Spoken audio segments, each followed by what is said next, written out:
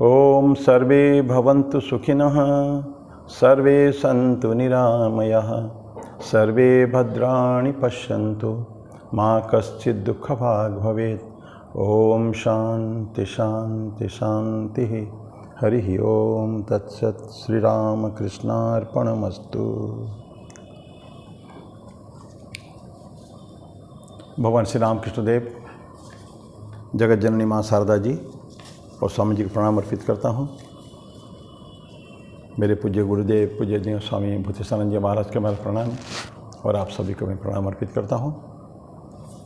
आज ये छोटे वीडियो की सीरीज़ में बहुत छोटा सा सेइंग है, थॉट है, चिंतन, आज का चिंतन साइलेंस के बारे में है। मौन इंग्लिश में है ये, beautiful things take birth in silence. अच्छी अच्छी चीज़ें जो है, बहुत सुंदर सुंदर मनोरम चीज़ें, वो उसके जन्म मौन में होता है, साइलेंस। उदाहरण देते हैं, 2 line just. A flower blossoms in silence, a seed gives birth to a tree in silence. क्या है फ्लावर ब्लॉसम्स इन साइलेंस? फूल के लिए वैसे मौन की जरूरत नहीं, लेकिन फूल को जो तो डिस्टर्ब तो कोई नहीं करता है ना। स्वामी जी कहते हैं, या अन्य संतों का भी कहना है कि जो ओस गिरता है, कोई देख नहीं पाते उसको रात में, अनसीन है, तो हम कोई देख ही नहीं पाएंगे, लेकिन रात को दिन में कभी भी ओस गिरते हैं। And they cause the blossoming of a petal, what to say, जो कली, फूल के, गुलाब के कली को एक बहुत सुंदर फूल में परिवर्तित कर देता है। वो देख नहीं पाते हैं कब वो फूल, वो कली से फूल बनता है, ये भी कोई देख ही नहीं पाता है। This a very slow process and very silent process. अगर हम डिस्टर्ब करें उसको, वो कुछ नहीं हो सकता है। बहुत सारी चीज़ें, और यहाँ तो 2 ही दे रहा है, a flower blossoms in silence and a seed gives birth to a tree in silence. बीज हमने बोया है, और बीज के चारों तरफ मिट्टी है, जल हमने दे दिया है, हवा तो उनसे, एयर उससे मिलता ही है, तो क्या होगा? सुंदर के पेड़ में परिवर्तित तो होगा।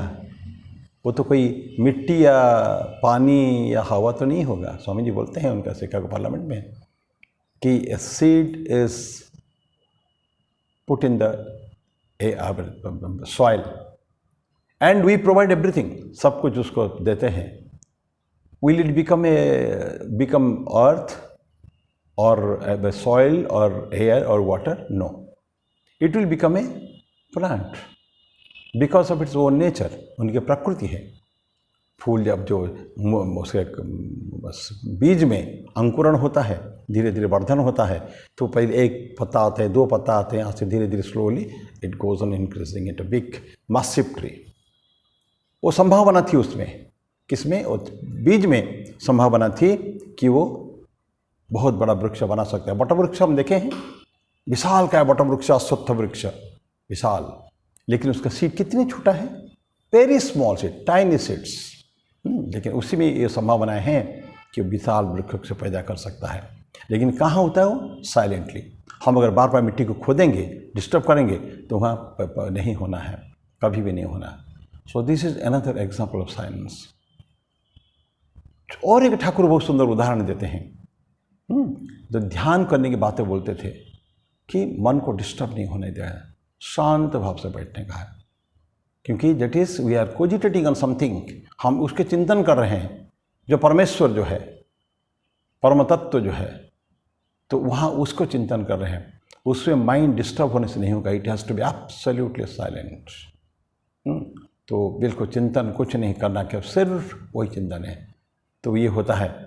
उदाहरण दूसरा देते हैं उसी के युद्ध में कि हमको दही जमाना है, मक्खन निकालना है, तो दूध को जो जामुन डालते हैं, डाल के हिलाने से बार बार हम डिस्टर्ब करेंगे उसको, तो दही कभी नहीं जम पाएगा। अगर दही जमाना है तो पहले दूध को रखेंगे, थोड़ा गर्म करेंगे, उसमें जामुन या जो जोरन उसको डालेंगे, स्टार्टर जो थोड़ा डालते हैं, उसके बाद उसको कीप इट साइलेंट, चुपचाप रख देने का है। Then it will be converted to the curd. फिर कर्ड को हम मथ के उसमें फिर निकालते हैं, मक्खन निकालते हैं।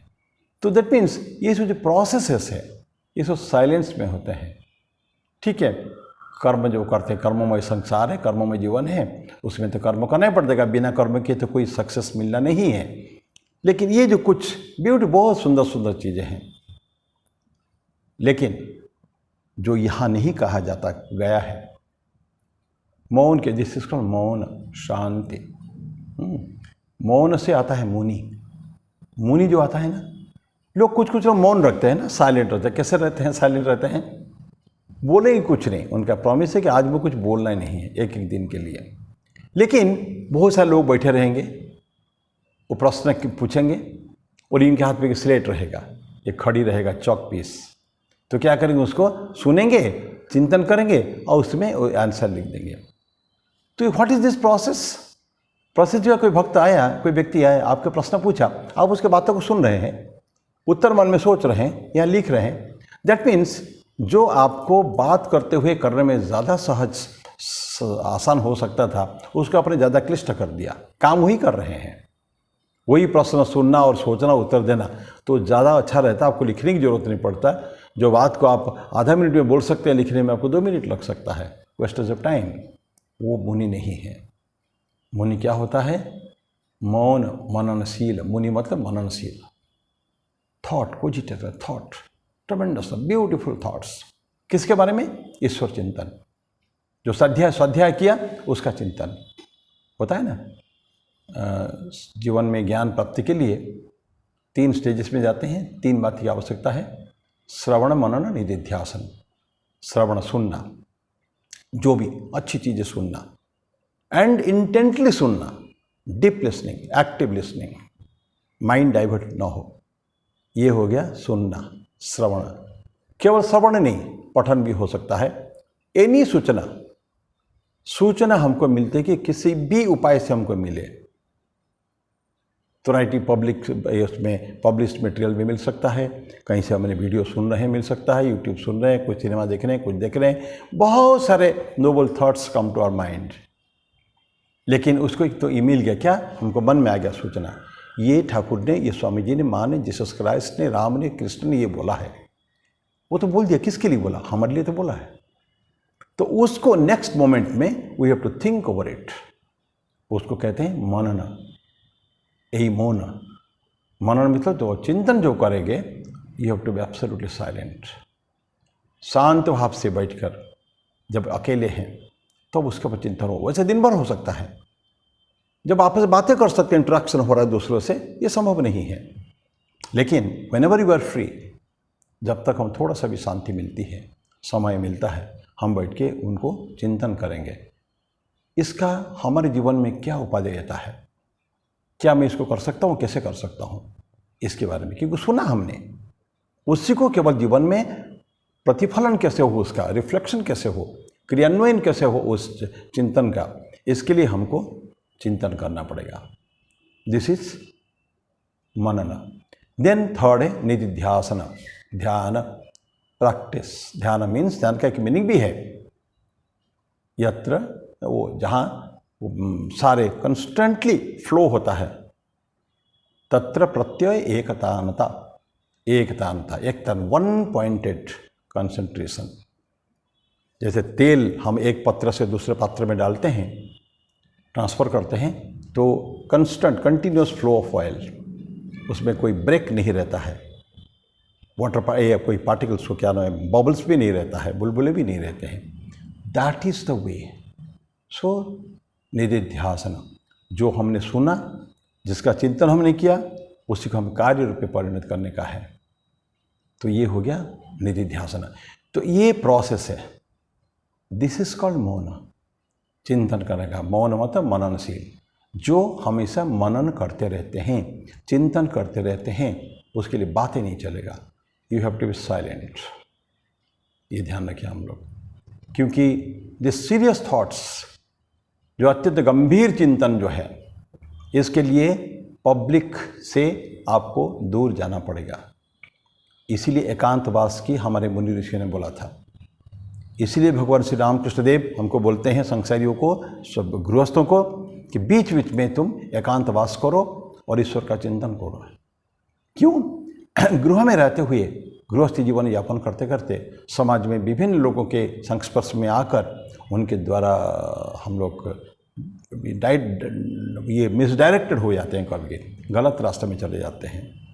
तो उसको रोकने के लिए अपने आत्मचिंतन करना पड़ेगा, डीप इंट्रोस्पेक्शन, आत्मविश्लेषण करना पड़ेगा। उसके लिए हमको जाना पड़ेगा बाहर।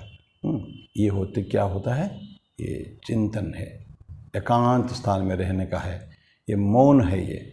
और मौन में वेरी बिग थिंग्स हैपन।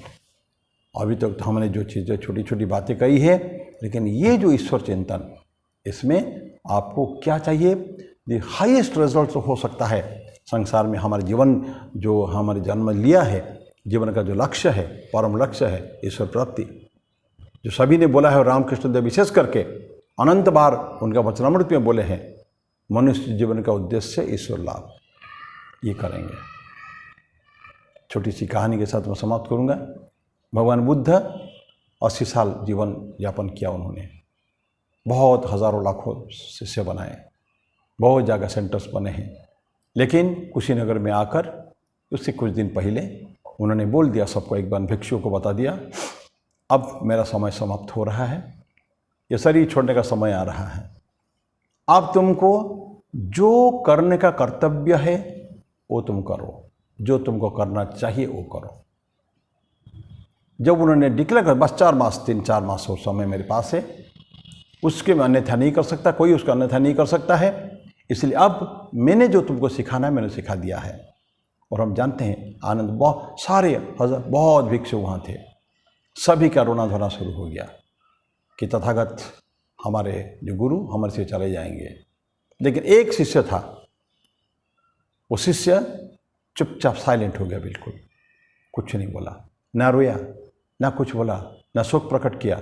माने एक्सटर्नली मैनिफेस्टेड, बाह्य अभिव्यक्ति उसमें कुछ नहीं दिखा, उसने शांत हो गया वो, और कुछ एक शब्द भी किसको नहीं बोला, भगवान बुद्ध को भी नहीं बोला।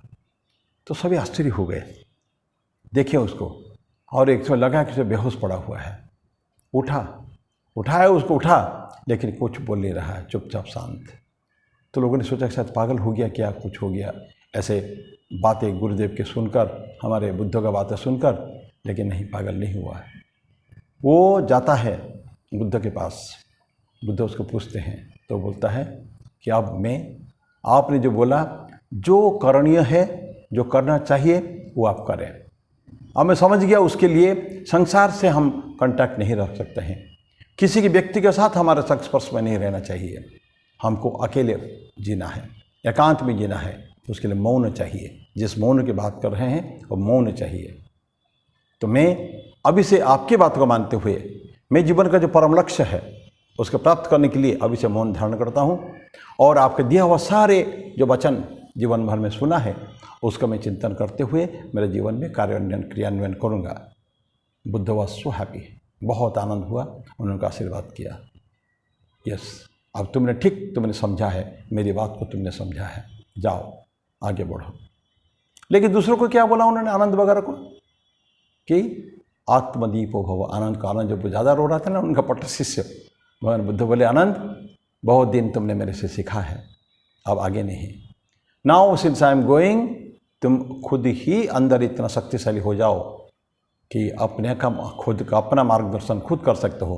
And say be a lamp to your self.